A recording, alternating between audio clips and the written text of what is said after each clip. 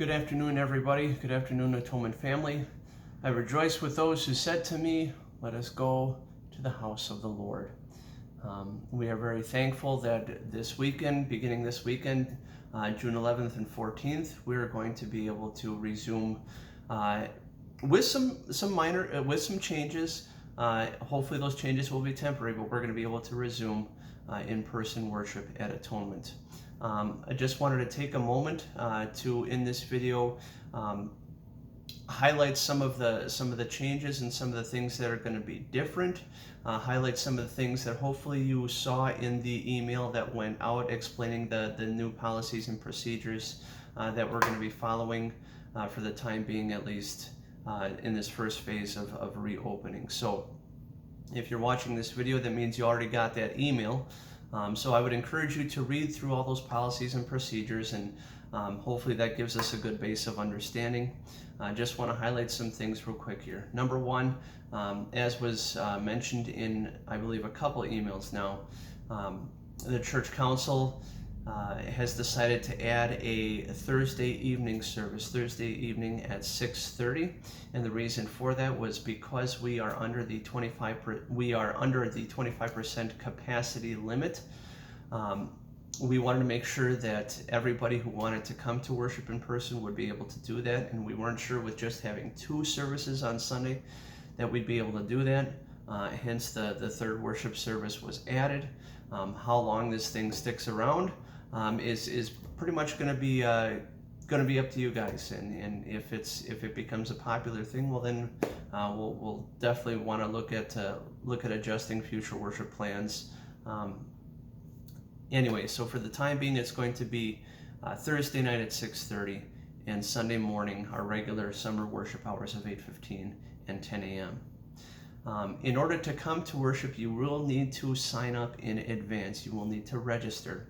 I've spent a lot of time trying to figure out incorporating an efficient way so that people could just go online to register for a worship service.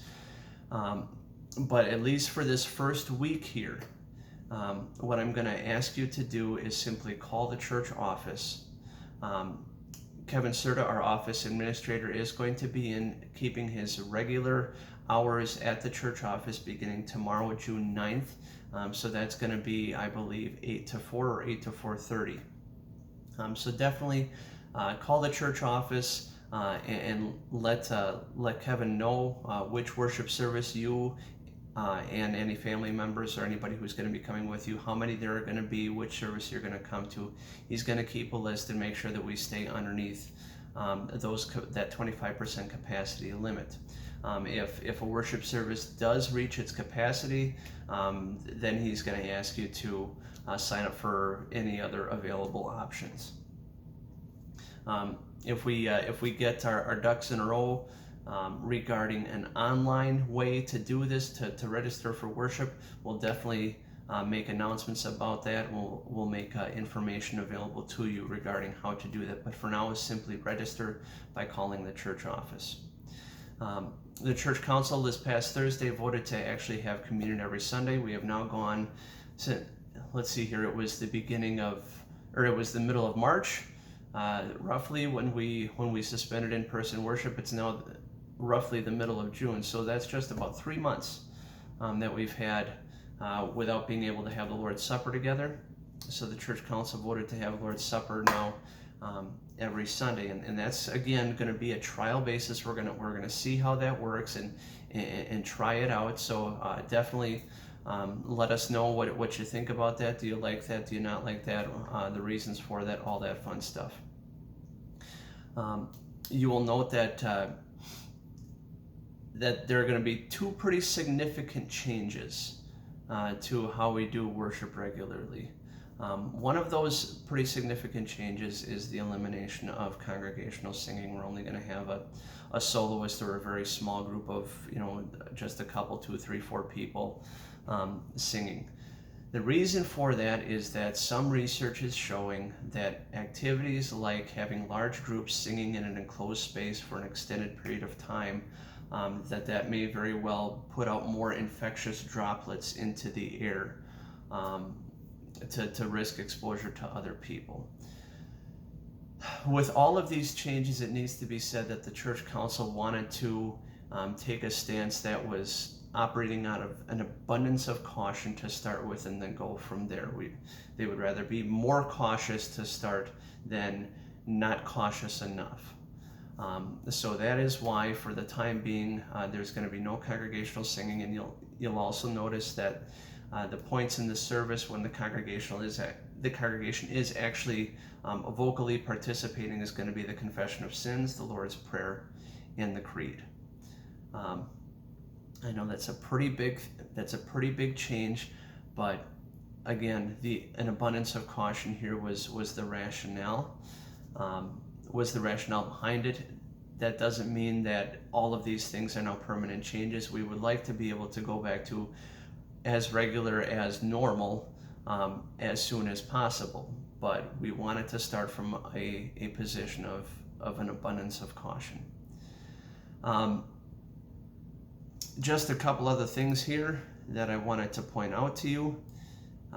There's going to be no printed materials.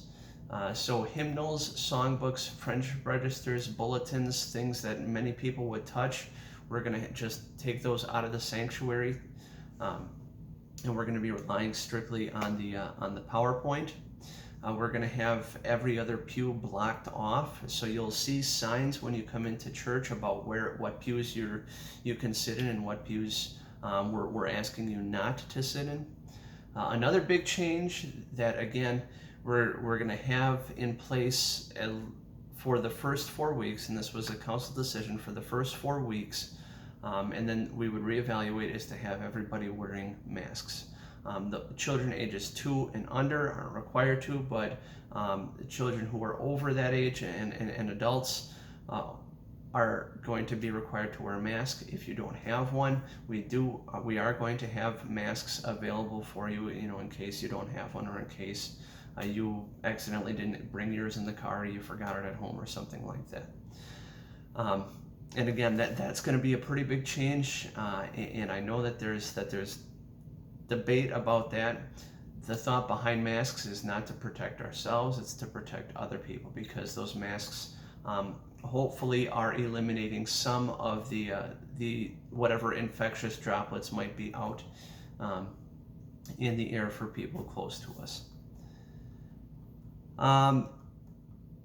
Just going through my notes here. If you're uncomfortable with the idea of gathering together again for worship, that's okay.